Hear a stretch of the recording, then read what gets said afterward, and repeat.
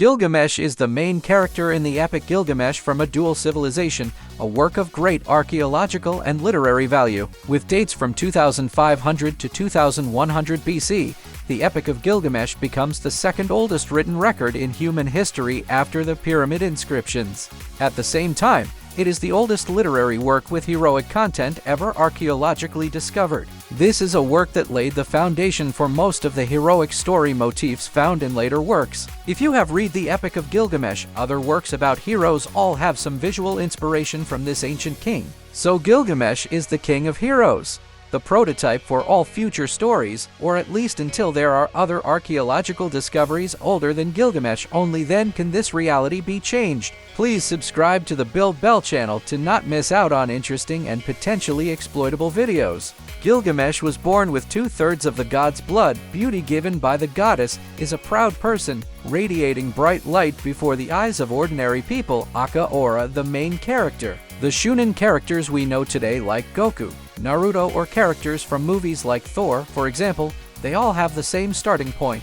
Gilgamesh proves his strength by fulfilling his duty of a king in a flashy way, fighting enemies, developing one's own strength, protect the people, build the country, and especially build the foundation of the Uruk Wall to ensure the people to settle down peacefully in the Mekong Delta region. Is that the same story as Eren in Attack on Titan holds the power to attack and the determination to protect people. With much power in hand, since the field has shown supreme power, Gilgamesh made mistakes such as being arrogant, cruel, and became a tyrant. You may remember Ichigo in Bleach in the early days when he first got his powers, or Light Yagami from Death Note also think they have the right to judge the lives of others. 06 after that, Gilgamesh also gave himself the right to force men to do exhausting labor, and women must sacrifice their virginity before getting married. He was the one who created the first common points about the image of the tyrant in later literature. We can also mention Oda Nobunaga or Nero Claudius, and even Artoria Pendragon herself. If you haven't seen the Artoria Pendragon video yet, then you can click on the link in the right corner of the screen. So is Gilgamesh. Any hero has a good side, the bad side. Starting out as a hero but became a villain right now. Someone needs to be there, teach the hero mentioned above coming to the right path, that is Enkidu. Enkidu's background is completely opposite to Gilgamesh. He is not flashy, does not have the support of the people. I don't know how strong my hidden power is, but most regrettably, he is just a creature bound by the gods and acts like a machine to protect green forests and wild animals, as well as against one who has taken liberties with the gods like Gilgamesh. To add to the contrast between the two character lines, Enkidu also has a personal development story. In contrast, compared to Gilgamesh, he was cared for, loved, and taught the way of life by a girl named Shamhat of humanity, teaching fidelity and modesty, teaching the tolerant love of women in particular and humanity in general. Thus, the biggest character conflict has appeared.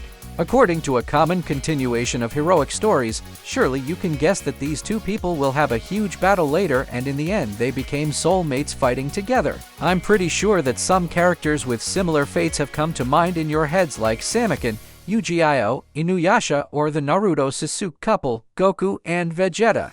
After Enkidu was civilized and returned to the human way of life, Gilgamesh also abandoned the lifestyle of a tyrant. The two became close friends and ruled the country together. It's a bit sad that they don't live happily together forever like in fairy tales. A heroic story without a female figure is bad.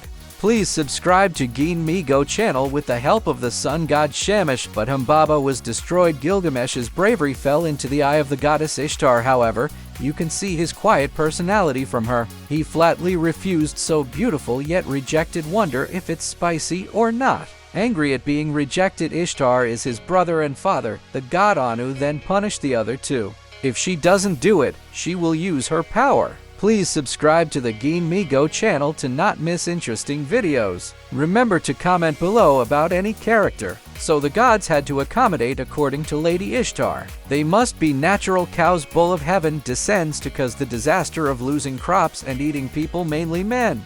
This time Gilgamesh and Enkidu fight again without the help of any gods. Come on. Although winning, but the price to pay is loss of power, friendship, losing Enkidu. Under the death of two monsters, the holy city is Humbaba and the Bull of Heaven. The gods have bound that one of them will die. A painful and thick-skinned death. This also became a familiar motif of the death flag concept, appearing in many later literary works. shows a death that deeply affects all the characters. After the death of his longtime friend, Gilgamesh did not return to being a tyrant like before.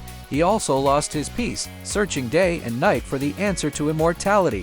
Finally, after many challenges, he found the golden mustard plant on the bottom of the sea. But then, because of negligence, he was swallowed by a snake. Gilgamesh failed and returned to Uruk with the human way of life. Although he failed, he left behind countless questions, countless concerns to be able to continue exploited in later literary works. Gilgamesh's anxiety is representative for human concerns about life and death, of the eternal and the ephemeral, about gain and loss, about love and hatred. Reading the epic about Gilgamesh, we see the thinking of humanity. Humans can depict it in the Epic of Gilgamesh, although they are gods and demigods. But their lifestyle or way of thinking, it's completely human.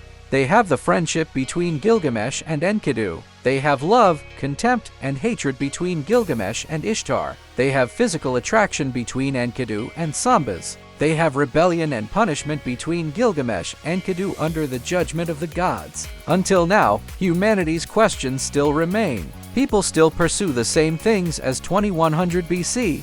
Not only as a platform for exploiting literature and art in heroic compositions, Gilgamesh's competition also goes deep into the field of philosophy as a premise for human development forever. 0705 That is the story of Gilgamesh and why he is called the King of Heroes. The exam of Gilgamesh is the prototype for all later stories, and is also the eternal concern of humanity. Throughout the video, do you see images of any other familiar characters? Then please comment below. I'm pretty sure you can see many manga and anime characters. See you next issue as Gilgamesh from the Phi series. I'm Tien, and now hello and see you again. Thanks for watching.